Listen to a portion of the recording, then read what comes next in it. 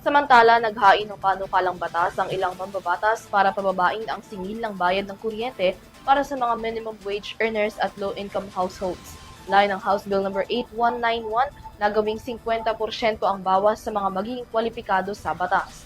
Narito ang balita ni Catherine Landicho.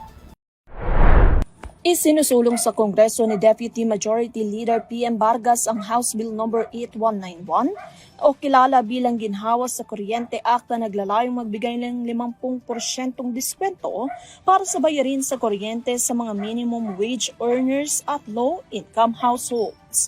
Ayon sa panukala, layunin itong mabawasan ang pinansyal na pasanin ng mga pamilyang Pilipino sa gitna ng patuloy na pagtaas ng presyo ng kuryente at iba pang pangunahing bilihin. Sa ilalim ng panukalang batas, makikinabang ang mga kwalipikadong sambahayan sa malalaking bawas sa kanilang buwanang bayarin sa kuryente na inaasahang makakatulong sa maayos sa pamamahala ng kanilang pang-araw-araw na gastusin. Binibigyan din na nagsulong ng panukala na mahalaga ang pagkakaroon ng agarang tulong para sa mga manggagawang kumikita lamang ng minimum wage at sa pamilyang may mababang kita, lalo na sa komunidad na patuloy na naaapektuhan ng pagtaas ng presyo ng enerhiya.